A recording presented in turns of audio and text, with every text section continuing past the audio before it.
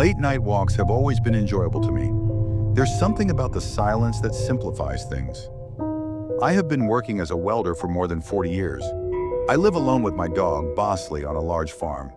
The house is too big for one person, but after my wife, Maria, died, I never had the heart to reduce. Because she passed away from cancer, it's just been Bosley and me, because my kids moved out years ago. I made the decision to take a walk one evening, following a demanding workday at the shop.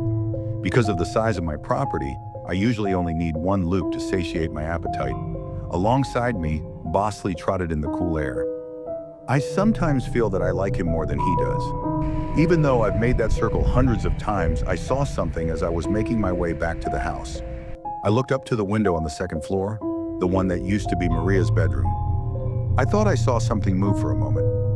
I came to a complete halt and gazed up at the window. I hadn't been in that room in years, so there was no reason anyone should be there.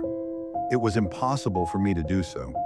The idea of someone else stealing into my house made my blood boil. That was unacceptable to me. With my heart pounding, I dashed inside and went upstairs. There was nothing out of place, and the room was exactly as I had left it. I searched every possible place, but I couldn't find anything. Yes, I was rather alarmed, but my main emotion was rage. This kind of thing wasn't something I took lightly. I assumed I had simply caught a glimpse of something that was not there. I felt silly as I stood there for a while, but I kept thinking that something had been there. Bosley was snarling when I woke up the following night. He is a good dog who doesn't bark unless he is barking at anything. I listened while sitting up in bed. I heard creaking from upstairs at that point. My thoughts immediately turned to footsteps coming from exactly above me, yet it might have just been the sounds of my former home. You might probably guess which room is right above mine. I considered going downstairs to get my hunting gun, but I didn't want to go that far. I had complete faith that I could take anything up there hand to hand if it came to that. Taking out my flashlight, I went to be sure. Nothing again. The room remained unchanged and exactly the same. By this time, my rage was undoubtedly beginning to give way to dread.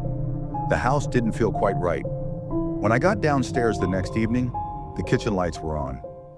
I don't leave lights on, so I'm sure I shut them off before bed. There was no longer any doubt. I had a visitor at my residence. I became anxious. I suspected someone could be skulking around, so I called the cops. They emerged and looked everywhere in the home, but they couldn't find anything. I could sense they didn't believe me, even though they were kind and told me to call them again if I needed them. It was by far the worst night the following night. I decided to walk upstairs and take another look around the bedroom because I was having trouble falling asleep. I have no idea why. Perhaps I hoped it would calm me, but I froze when I opened the door. The floor was covered in an assortment of Maria's clothing. After she passed away, I had packed them away. They were all over now. This kind of thing doesn't happen at random. Then I caught sight of her. A woman stood in the doorway, simply looking at me. She was too short for me to see her face completely, but I knew she wasn't Maria.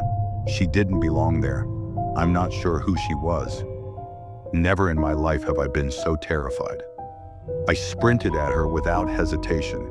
She spun around and ran out the front door and down the stairs. She was gone by the time I stepped outside. Bosley and I investigated the property, but she was nowhere to be found. That night I didn't get any sleep. After that, I had trouble sleeping for months. I was always tense because I thought I heard footsteps upstairs at night. I become upset at the slightest sound. Fearful that I would need to use my rifle one night, I slept with it by my bed. A figure was standing in the yard staring directly at me through the glass. One evening when I was seated in the living room, once more, it was her. My heart seemed to cease beating. With Bosley at my heels, I snatched up my hunting gun and dashed outdoors. She was still observing me, a mere shadow in the moonlight. In an attempt to scare her away, I discharged a few warning bullets into the air. That was sufficient to cause her to turn and flee into the night, but I didn't feel any better about it. A strange woman who was most likely destitute was literally torturing me. The reason this was happening to me was beyond my comprehension. For a long time I stood there, hoping she would return. She didn't. Though it's only a matter of time, I haven't seen her since. I'm ready to protect myself, but I don't think it's sustainable to live in constant fear like this. Bosley is a blessing, Without him, I don't know what I would do. If anything changes, I'll email you an update.